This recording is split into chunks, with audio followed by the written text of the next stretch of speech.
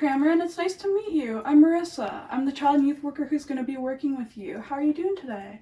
Hi, I'm doing okay, I think. Nice to meet you. Alright, Cameron. So before we begin, I have some questions to ask you. This is just so that I can get to know you a little bit better and so we can talk about what things we want to work on together. Is that alright with you?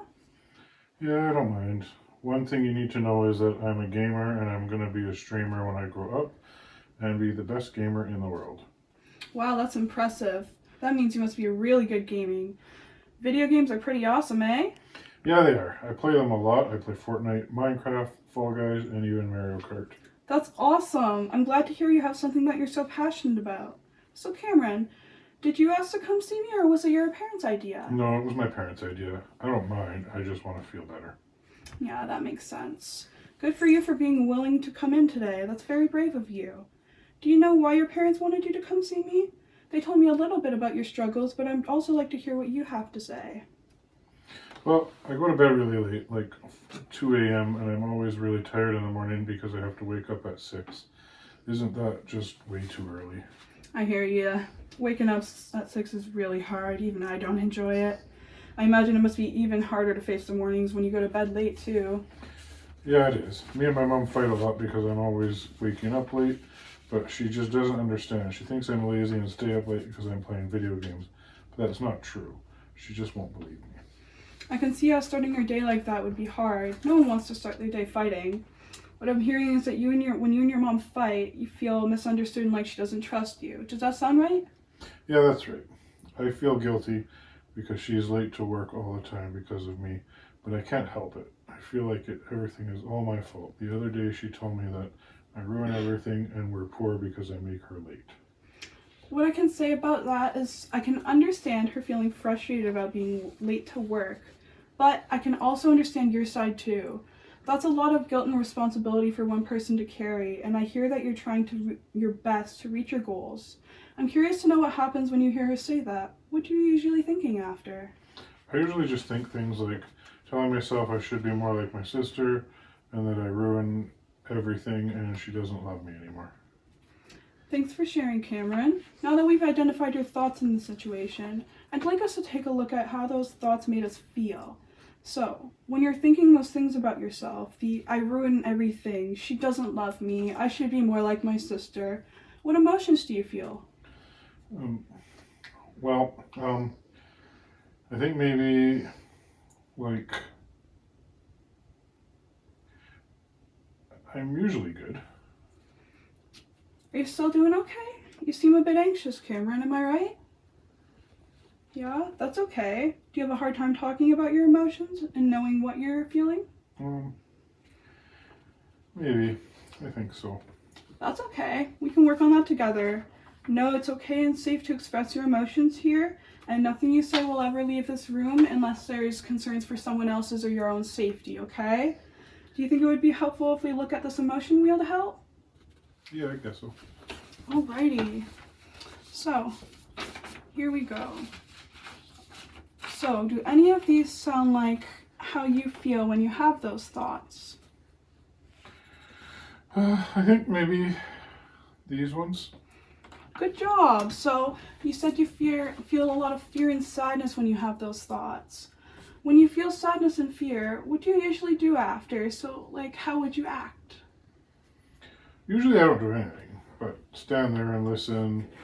But then she gets mad at me for not responding, tells me she's going to take away my PlayStation for being a brat. So I yell and try to stop her by blocking her path. Thanks for sharing that with me. I know it's not easy to break down our thoughts, feelings, and behaviors. You did a really good job. So after you try and block her and yell, what happens after that? How does she usually respond? Well, she's always able to get past me and take it. Then she gets even more mad at me and sends me to stay with my dad for a week. I can understand how difficult that must be for you to have to experience. I really appreciate you sharing all of that with me. I know it isn't easy. You did a really good job, and it helped me learn a lot more about you. No problem. Thanks for listening to me. Of course. Bill. Hi, Mike. It's so nice to finally meet you today. How are you doing? Oh, nice to meet you too. It's so difficult to get in with my work schedule. Totally understandable. It can be so hard to schedule time in for work, family, and free time, not to mention additional appointments on top of that, too. Finally, someone who understands, I swear. Everyone makes me out to be such a bad guy when all I'm trying to do is provide a good life for my wife and kids. I can hear how much you care about them, and you just showing up today shows that. So I know when we talked on the phone, you mentioned wanting to work on being able to spending more time with your family. Do you mind if we take a deeper look into that and break it down a bit? Sure, of course. Awesome. So, I know you already mentioned that work is one of the major barriers preventing you from seeing them. Can you think of any other reasons we should look at too? Well, I also coach high school men's volleyball, which takes up at least 3 nights a week. My daughter plays volleyball on the 2 nights of the work week that I'm home. And on the weekends, I volunteer. I do some work at senior homes. So. Hi, Mike. It's so nice to finally meet you today. How are you doing? Oh, nice to meet you too. It's so difficult to get in with my work schedule. Totally understandable. It can be so hard to schedule time in for work, family, and free time, not to mention additional appointments on top of that too. Finally, someone who understands, I swear.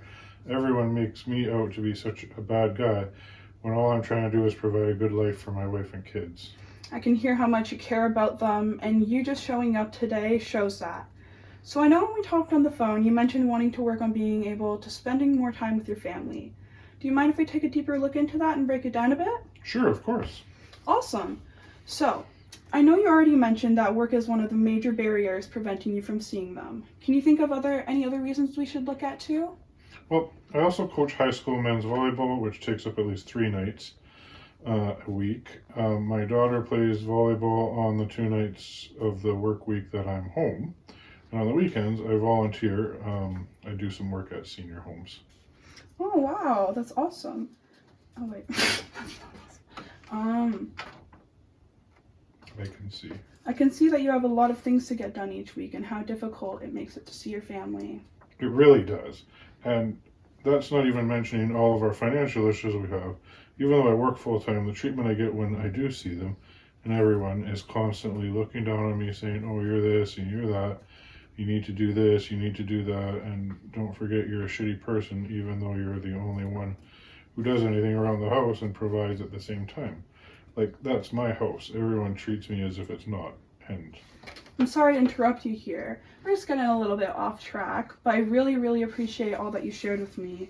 I can hear how important this is to you, and we're going to use all of this information to help us try and come up with a solid plan to give you a lot more time with your family. I can hear that you're willing to work hard to achieve these goals. sorry about that. I can go off on a tangent for a while. Most people aren't willing to listen to me, much less understand, so I can get a bit caught up in that. No need to be sorry at all. It's completely normal. Even happens to me sometimes. It's especially understandable given what you just said about not getting to express yourself much in your daily life. Thank you. I really appreciate that. Most people just try to bash me as a father instead of realizing I'm trying. This was really helpful. I'm glad to hear that this was helpful. I'm very hopeful that we can work together to make a plan that works for you. I'm here to support you the best I can. Hi, Molly. Thanks for coming in today. How are you doing? Hi, I'm doing good. I'm glad to hear that. What happened last Friday? Why weren't you able to come in? Oh, I was really sick that day, but I'm feeling better now. I'm sorry to hear that. I'm glad you're feeling better now, though. Being sick is awful. Yeah, me too, thanks. No problem. So before we get started, you seem a little bit nervous. You're fidgeting quite a bit. Are you doing okay? Yeah, maybe I'm a little bit nervous. Okay, let's talk about that. Before we do that, do you want to grab a fidget toy to use or anything like that? Yeah, sure. Awesome. Here you go. Choose any you'd like. Oh, that's a nice one. Purple's such a pretty color. Oh, do you know what's making you feel nervous right now, Molly? Well, I wasn't completely honest with you earlier. I'm sorry. Hey, that's okay. Thank you for telling me. I know that must have been really hard to do. Are you able to talk about what you weren't honest about? Yeah, I'll try my best. Thank you. I really appreciate that. Take your time. Well, earlier when you asked me why I wasn't here last week and I said I was sick, it was a lie. Thank you, Molly. That was very brave of you to tell me. Good job. Do you mind telling me what the real reason you didn't come in was? Well, I didn't do my homework you gave me, and I was scared that you were going to be mad at me and I'd be in trouble. That makes a lot of sense. I can understand how scary that must have felt to think I'd be mad at you. I can see why you avoided coming in. Yeah, I didn't want you to leave me like my last counselor did. Everyone gives up on me. I understand how hard that must have been for you, Molly. I'm sorry you had to go through that. I need you to know that I will never be mad at you, okay? I'm here to help you, and I'm here to support you in any way that I can, and I'm never going to give up on you. I see that you work hard and make progress every day. You show up here and you try, and that's what counts. Making mistakes is okay. It's what we do with them that counts, and using them to learn and grow. Thank you. You're the only one who isn't mad at me. I'm trying my best and no one ever believes me. They just say that I'm good for nothing. I'm sorry that people have said that to you, Molly. That must have been very hurtful to hear. I can promise you that's not true. You do a lot of good things every single day. Just like right now when you just were honest with me about that. A lot of people wouldn't have done that. It took a lot of bravery and courage. Yeah, I guess that's true. It was really scary. I don't think my friend Charlie would have done it. She's even more scared than me all the time, which is a lot. There you go. And you're right, it is really scary and hard to do that. So, now would you mind telling me why you weren't able to complete your homework? So I know I should have told you when you were going through it with me, but I don't understand it. I got really confused. I'm really sorry. That's okay. I know it can be hard to ask for help when we don't understand something. Good job of being able to pinpoint that. Wait, you really noticed I was trying? Of course I did. I know that you're always trying your hardest. How about we go through the homework now, and that way we can break it down a lot more, and you can ask me any questions if you need to. I would like that. Thank you. Thank you, Molly, and good job in being honest with me. I'm really glad we were able to talk about more. Let's get started. High five. Oh, want to try again, Molly? Hi, Leslie. I'm so glad you were able to make it in today. That was a really big first step. You should give yourself a pat on the back for that. You mentioned to me earlier that you were looking for some pointers on dealing with Mia's behaviors at home. Do you mind telling me a little more about that? Well, here's the thing. So I know you're aware of Mia's autism and that she struggles to wear her winter jacket because of her sensory issues. I don't know what to do anymore. She won't listen to me. And yesterday I screamed at her and I told her she was the worst child and that I could have ever asked for, and that I'd rather have Satan as a child. I feel so guilty. I didn't mean it. I just feel so hopeless. After that, she just started crying and hasn't talked to me since. And it happened yesterday morning. She just sits there looking at me with these sad eyes and only talks to her dad. I can hear that that was a really difficult experience for you guys. I can tell you must be exhausted and that you're feeling a bit hopeless, and I can understand why you're feeling that way. It must be very draining to have to re-go through the same concept every day and revisit it all the time, as well as for her and dealing with her sensory issues. I'm sure that's very difficult for her too. I can hear how overwhelmed you guys both have been, and it must be so difficult for you guys to navigate. You know, it really is. I feel like I've tried everything, and I know she has sensory issues. It's not her fault. I just snapped. I'm burnt out. I feel like I have nothing left in me to give. I feel awful for yelling at her. I'm such a terrible mother. I don't even know what came over me. That is the complete opposite of who I am as a mother. And I'm failing. I'm just failing her. And I feel so horrible. She deserves so much better than me. Sometimes when we're really overloaded and overwhelmed with so many emotions, it can be hard for us to communicate calmly and effectively too. What's important is that you're able to recognize when that happens and address it, which you're doing right now, so that's awesome. Guilt is such a powerful emotion, and I really, really want to emphasize that, and that you don't have to feel guilty all of the time. You don't have to let it rule you. You're allowed to let that guilt go. I don't think you're a terrible mother at all either. I can see you trying so hard all the time, and you're here right now. You're showing up and you're trying so hard to work for the sake of your daughter, and that's something that's very, very commendable, and you should be very proud of yourself for that. Thank you so much. That really means a lot to me. I feel like no one understands me, and I'm not allowed to express myself because I shouldn't be sad, because I'm caring for my daughter and need to be strong. Of course, I can understand why you would be feeling that way. You have just as much of a right to express your emotions as anyone else. Being a mom doesn't change how you're biologically wired to feel.